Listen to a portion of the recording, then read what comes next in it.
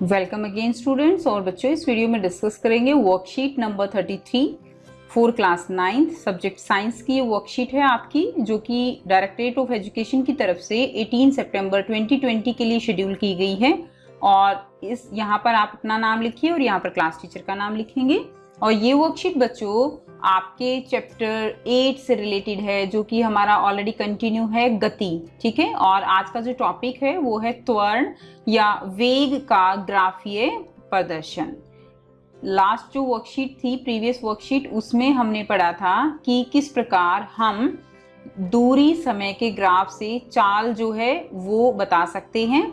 तो यहाँ पर हम पढ़ेंगे कि त्वरण या वेग, उनके ग्राफ कैसे होंगे, एक समान त्वरण कैसा होगा, असमान त्वरण क्या है, और वेग समय ग्राफ के द्वारा हम दूरी या विस्थापन कैसे ज्ञात कर सकते हैं, यहाँ पर हम ये पढ़ने वाले हैं।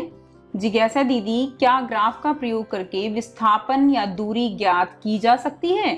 ज्ञान, जिस प्रकार दूरी समय ग्राफ से हम वस्तु की चाल का परिकलन कर सकते हैं, उसी प्रकार हम एक वेग समय ग्राफ के द्वारा दूरी या विस्थापन को भी ज्ञात कर सकते हैं।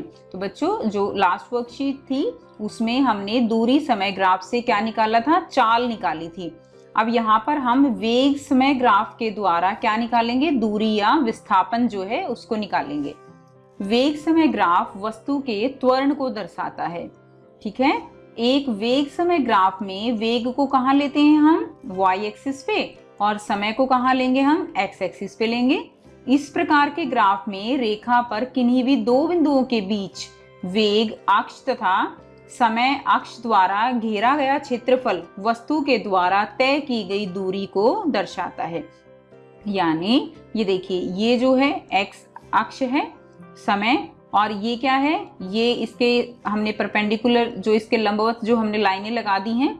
और इस तरह यहाँ पर हमने 2 पॉइंट ले लिए हैं वेग के लिए एक्स एक्सिस पे, और इसके द्वारा, इन 4 बिंदुओं के द्वारा जो घेरा गया क्षेत्रफल है वो हमें क्या बताएगा, वो हमें दूरी या विस्थापन के बारे में बताएगा।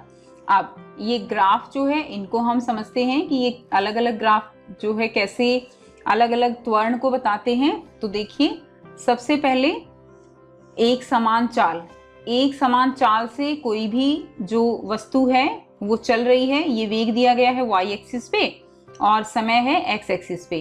अब यहाँ पर अगर एक समान चाल है, यानी समय के अनुसार जो भी ऑब्जेक्ट है, जो भी वस्तु है, उसकी जो वेग है वो नहीं बदल रहा, यानी वो एक स्थिर वेग से चले जा रही है। इस समय जो त्वरण होगा वो क्या होगा, शून्य होगा। ओके, त्वरण जो होगा वो क्या होगा, वो शून्य रहेगा।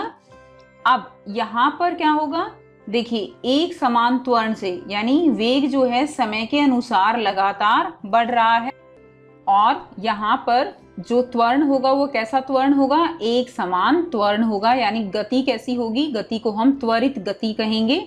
यहाँ पर बच्चों, क्योंकि वेग जो है वो बदल ही नहीं रहा है, केवल यहाँ पर जैसे 40 है, 40 मीटर जो प्रति सेकंड है, उसी से जो ऑब्जेक्ट है वो चल रहा है, यानी जो वेग है वो नहीं बदल रहा, वो स्थिर है। इसीलिए ए क्या हो जाएगा, ए यहाँ पर 0 रहेगा। अब यहाँ पर देखिए नेक्स्ट क्या है, असमान त्वरण। असमान त्वरण यानी मंदन गति। तो असमान त्वरण यानी समय के अनुसार वेग जो है वो क्या हो रहा है, यहाँ पर घट रहा है। तो इसको हम क्या कहेंगे, इसको हम मंदन गति कहते हैं। अब ये देखिए, ये है असमान त्वरण, ये भी असमान त्वरण का एग्जाम्पल है। तो इसमें जो ग्राफ है वो हमारा रेगुलर ग्राफ नहीं है, इर्रेगुलर ग्राफ है। तो ये कैसा त्वरण हो जाएगा, यानी कभी गाड़ी की स्पीड बढ़ रही है, ठीक है, उसका वेग बढ़ रहा है, कभी कम हो रहा है समय के अनुसार, फिर एकदम से स्पीड बढ़ रही है। तो ये जो है ये कैसा है, ये असमान त्वरण है। अब यहाँ पर देखिए, वेग समय ग्राफ से विस्थापन या दूरी कैसे ज्ञात करेंगे। तो सबसे पहले हम देखेंगे एक समान वेग में, यानी एक समान चाल, एक समान वेग से जो भी यहाँ पर कोई ऑब्जेक्ट चल रहा है, तो उसमें कैसे हम पता लगाएंगे ग्राफ की हेल्प से कि कितनी दूरी या कितना विस्थापन उसने तय जो है वो कर लिया है। अब यहाँ पर हमने ग्राफ लिया इस तरह से एक समान वेग का, तो यहाँ पर देखिए बच्चों, एक समान वेग है तो मैंने पहले भी बताया आपको, ए जो है त्वरण क्या हो जाएगा, यहाँ पर त्वरण जो है 0 होगा। दिए गए वेग समय ग्राफ में वस्तु की गति समान है। ठीक है, वस्तु की गति कैसी है, एकदम समान है। पूछे गए समय बिंदु से एक्स अक्ष के समानांतर रेखा पर लंब खींचने पर आयत एबीसीडी बन जाता है। तो हमने ये समय यहाँ पर ले लिया, ये जो है 2 पॉइंट हमने समय के अनुसार लिए और इस तरह लंबवत खींचने से, और फिर जब हम इस रेखा को मिलाएंगे वेग वाली रेखा को, तो ये एक क्या बन जाएगा, एक आयत बन जाता है एबीसीडी। इस आयत का क्षेत्रफल दिए समय में तय दूरी के क्या होगा, बराबर होगा। अब तय दूरी कैसे निकालेंगे हम, यानी इस आयत का जो क्षेत्रफल होगा बच्चों वो क्या होगा, वो जो है किसी भी वस्तु द्वारा जो चल रही है उसने इतने समय से इतने समय के बीच में कितनी दूरी तय की, वो यहाँ से हम निकाल सकते हैं। तो हमें बस आयत का क्षेत्रफल निकाल लेना है। तो आयत का क्षेत्रफल कैसे निकालेंगे, AC इंटू में CD। ओके, आयत यहाँ से AC क्या है हमारा, YX पे है, और CD कहाँ है बच्चों, XX अक्ष पर है। तो यहाँ से जो Y अक्ष है AC, उस पे देखिए AC, उसकी वैल्यू कितनी है 40, और यहाँ से इंटू CD क्या है, CD हमारा टाइम है, तो T2 माइनस T1 यहाँ से लेंगे हम, T2 minus T1।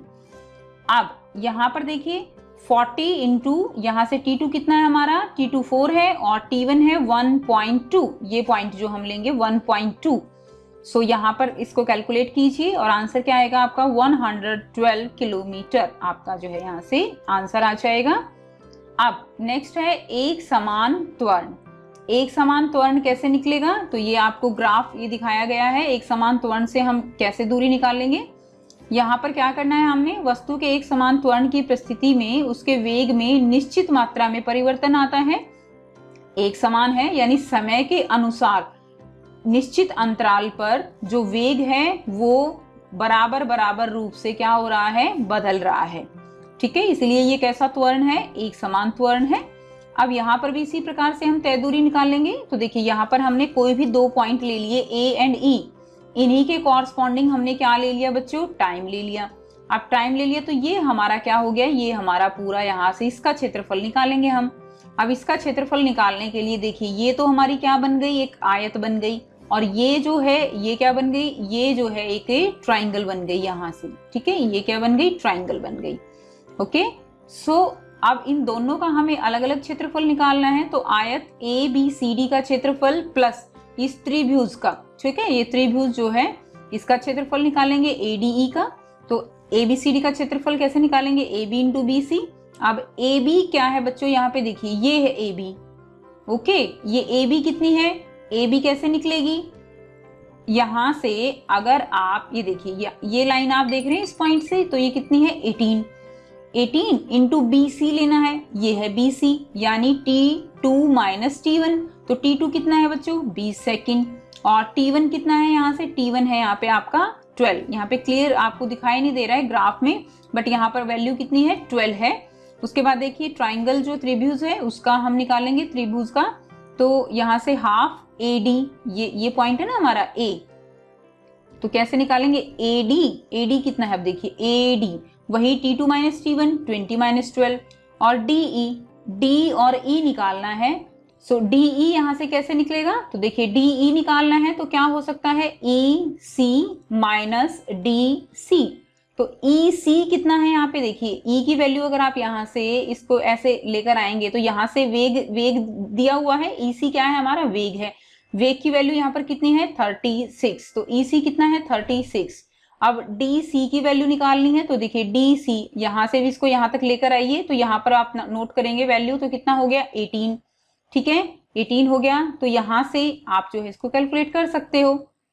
18 multiply by 20 minus 12 कितना हो गया 8 प्लस हाफ 8 इंटू 18, तो यहाँ से आंसर आ जाएगा, और आंसर क्या है 216 मीटर। तो ये क्या निकल गया, ये हमारी दूरी जो है यहाँ से दूरी निकल गई।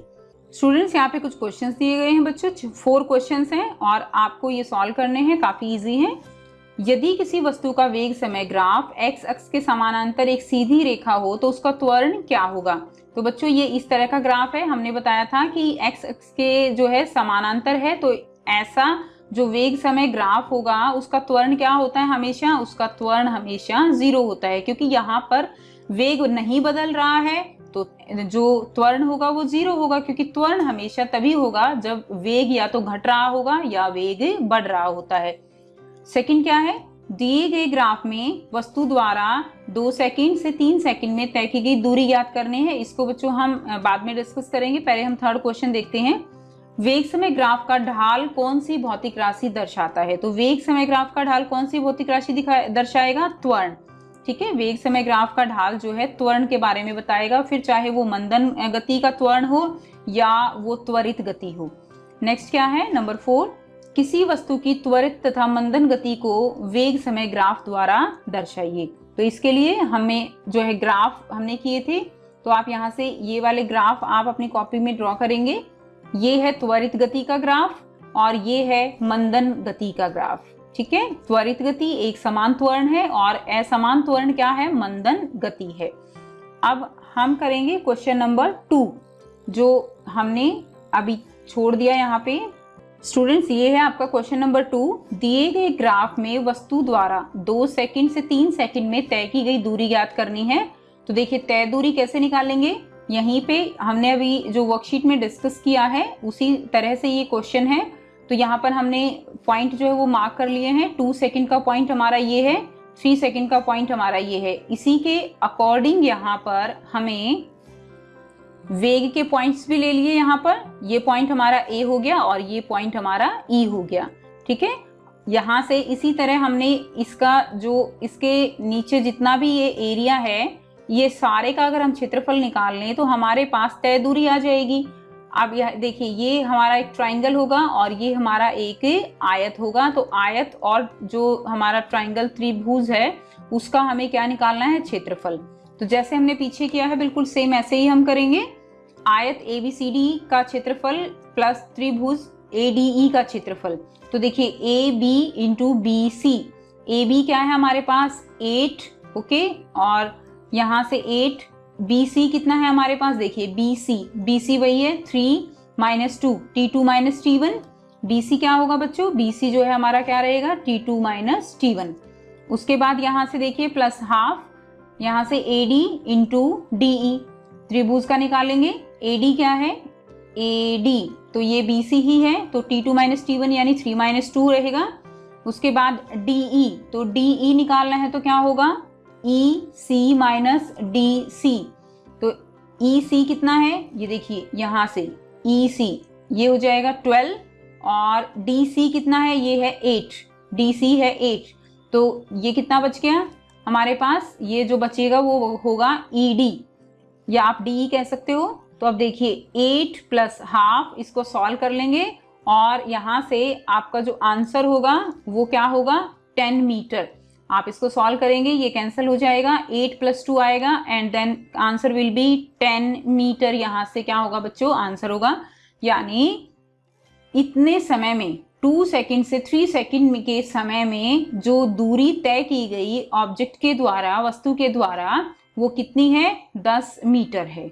ओके, सो ये थी बच्चों आपके क्वेश्चंस और आई होप आपको वर्कशीट क्लियर है। अगर कोई प्रॉब्लम है तो आप कमेंट करके पूछ सकते हो और वीडियो अच्छी लगी तो लाइक शेयर जरूर कीजिए, चैनल को सब्सक्राइब कीजिए and also press the bell icon for further notifications. Thanks for watching.